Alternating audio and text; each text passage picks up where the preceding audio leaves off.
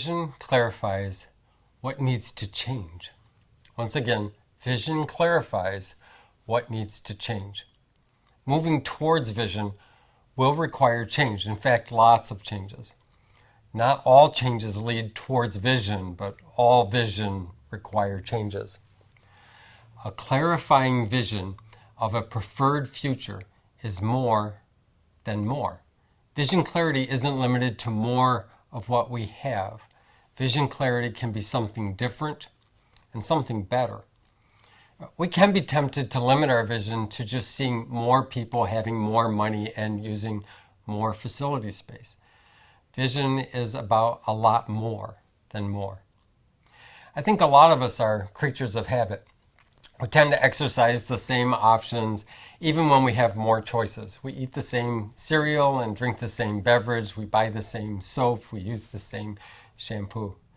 Church world has not escaped the gravitational pull of exercising the same options over and over again.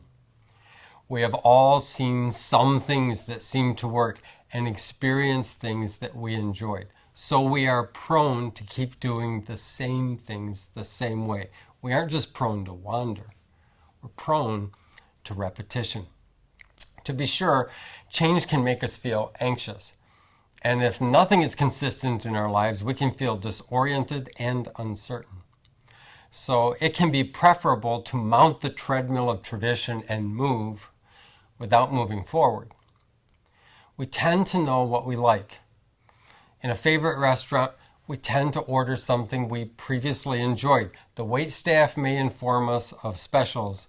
We don't really pay attention. We order what we like, and we're not disappointed or inspired or surprised. As a leader, when you consider changing something, it may frustrate those who like things just the way they are. People don't give up their personal preferences easily, and they can assume that the change you want to make is just your personal preference. Preference-driven people are not into taking turns. No doubt, God used something good to do something good, and we enjoyed it. It is easy to assume that if we do the same thing again, maybe God will do the same thing again. We can actually come to define repetition as faithfulness. This concept of faithfulness can be observed when someone recommends a new approach or a different option. That feeling of uncertainty or discomfort can be misdefined as feeling unfaithful. Faithfulness is really more about being obedient to what God has called us to do than it is about doing what we have always done. Here's a question to give some time thinking about. What if God's will actually required adjustment to our approaches over time? What if God is teaching us faith and obedience by taking us down some new paths and not just by retracing our steps from the past? Some people might not like changes because they don't like what they see. But I think some people might not like changes because they can't see how it will work. Maybe they've had no conversations about it or input into it. Our body changes over the years. We don't have as much input to that as we would like. Our company may change ownership and values. They probably didn't ask for our input. Our town may change due to economic challenges or opportunities. Change will happen. What is the change we prefer? We need a lot of clarity in conversations about this. The nation of Israel had traveled through the wilderness for 8 decades. 40 years earlier, they had the opportunity to move into the promised land, but they were insecure. It took a lot of years and a lot of lessons to get back to the place where they could make a different decision. The new generation determined they would obey the direction God gave them. As a result, they actually entered the promised land. Joshua 5 tells us that when they tasted the produce of the promised land, the manna stopped. For 8 decades, there had been one way to gather food. Go out of your tent and pick up a substance that had appeared on the ground. In the promised land, they would need to change their approach for gathering food. Now they would need to plow land, plant crops, cultivate, and harvest. Harvesting crops was very different than gathering manna. They would need to submit to the seasons of the year. There are times to plant, and times to harvest. You don't have the option of doing the same thing every week. The season you were in would determine your responsibilities, and the season that was coming would determine your preparation. So why should Israel consider making all these changes? Why not just stick with the tried and true manna option? Why not keep doing what they'd always done? Why submit to the demands of seasons and the disciplines of planning? Change was required if they wanted to build something that would outlast them and if they wanted to feed more than just themselves. This is a valuable lesson for us. Change is required if we want to build something that will outlast us.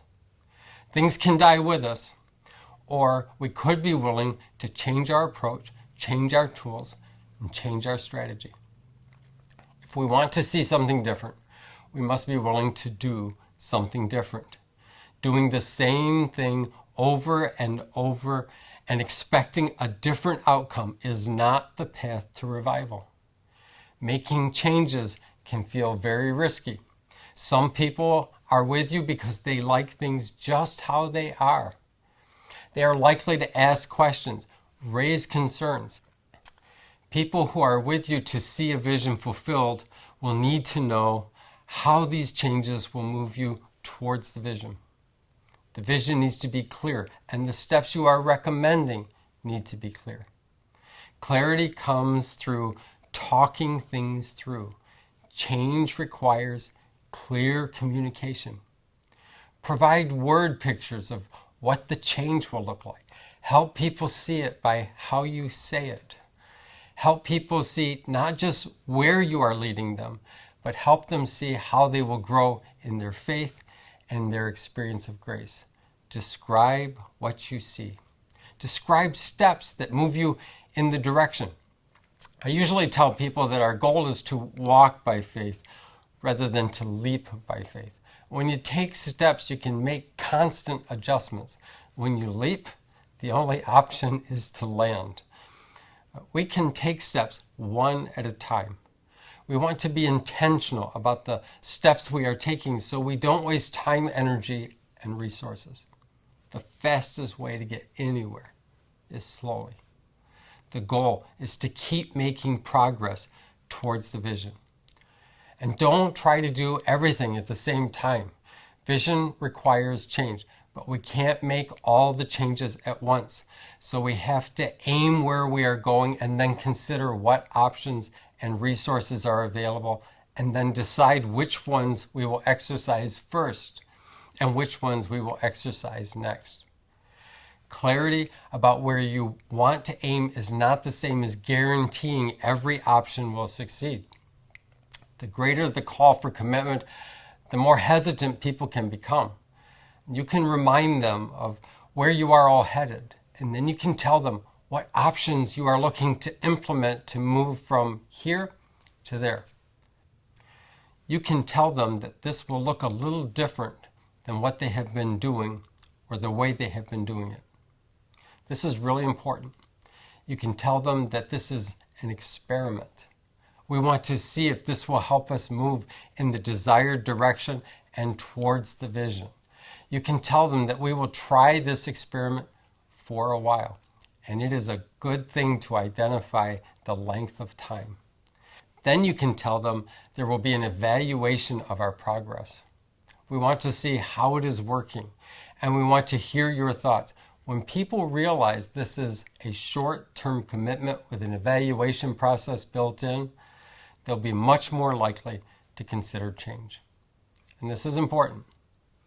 If what you are trying doesn't work, you can acknowledge that you tried really hard, and you can express gratitude for the effort individuals put in.